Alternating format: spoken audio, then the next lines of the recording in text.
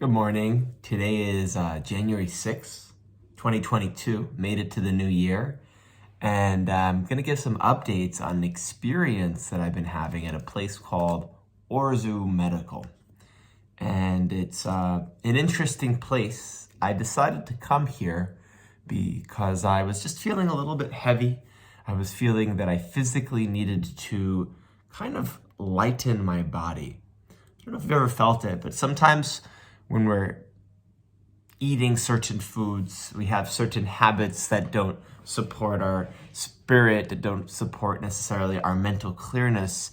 We eventually become heavy.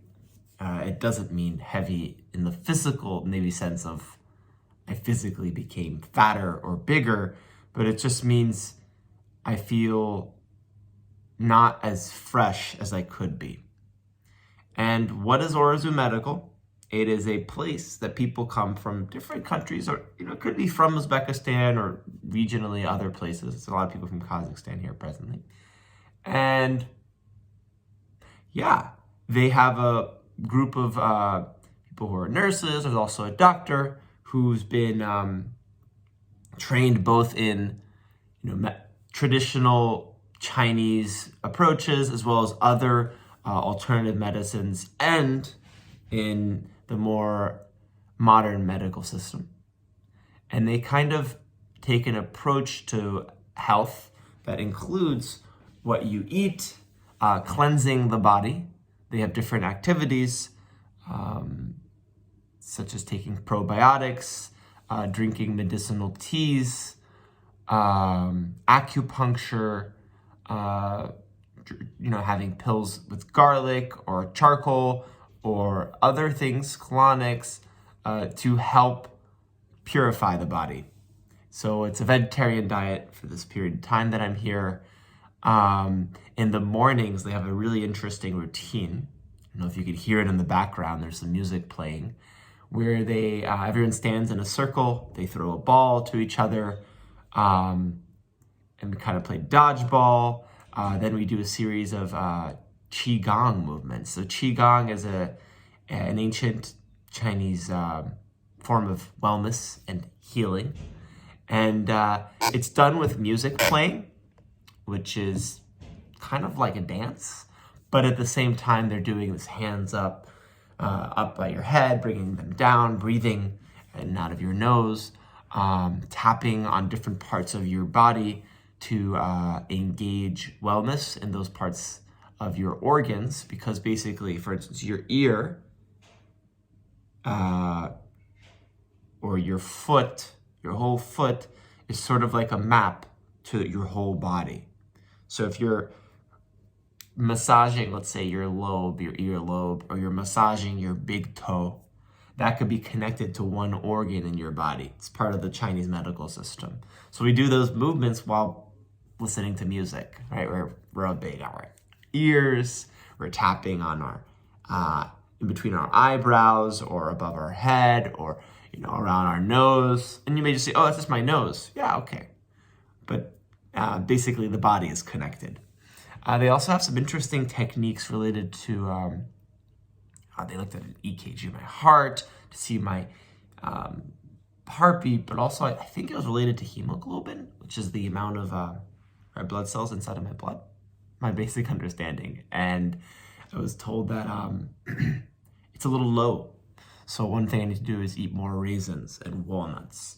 Also lay off the sugar and chocolate is what she said to me, which I know I really enjoy it. It's one of my bad habits.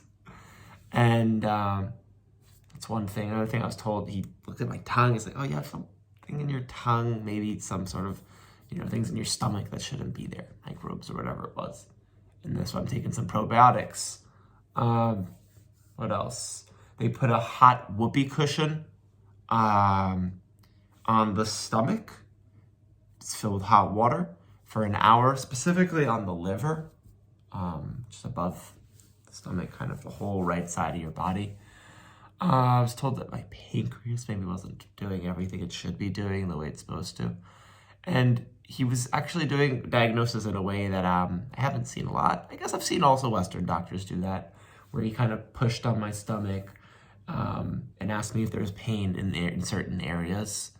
And the idea is similar to what I was explaining with the ear or the foot, that it's not really the most, I haven't really seen Western doctors do this, but Eastern doctors do it more, is that when you press on certain body parts, specifically the ear or the hand or the foot, specifically those body parts, they correspond to organs. But he also just did it straight out my stomach to see what was going on.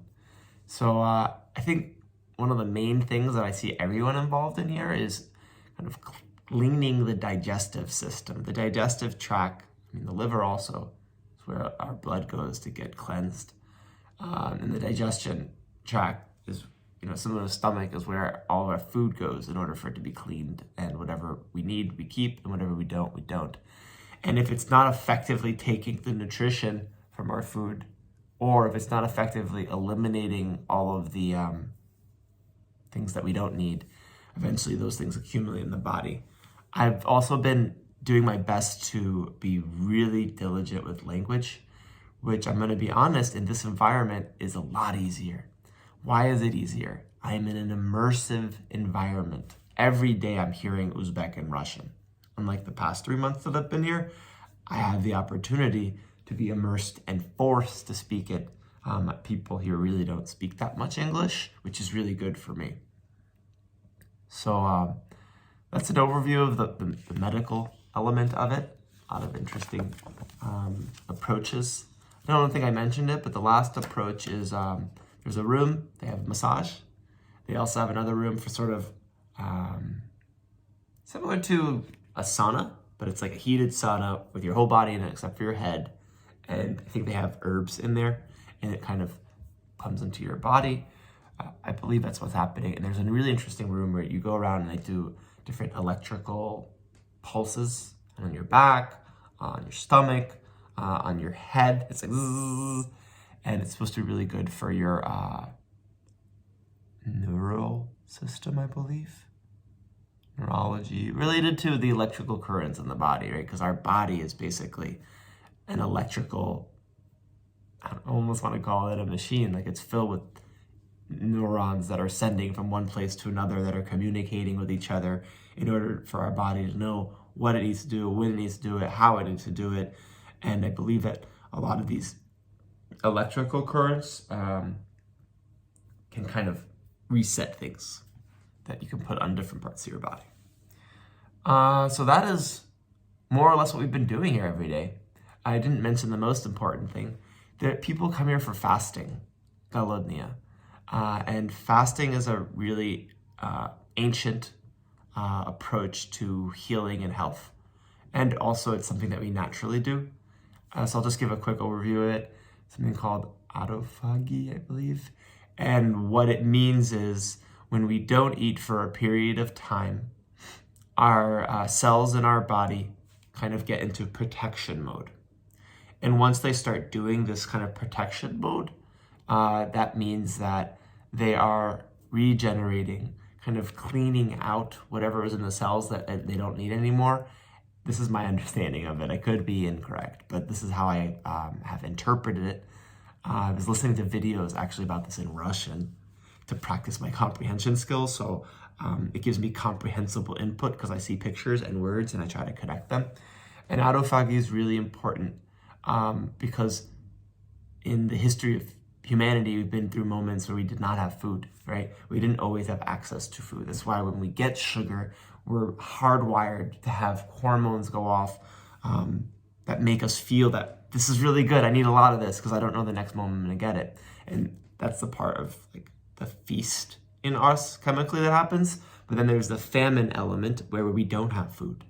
And that's also a very important period of time because our body naturally cleans itself of things it doesn't need when you start fasting. And they do fasting at the center. That's why I'm explaining all this.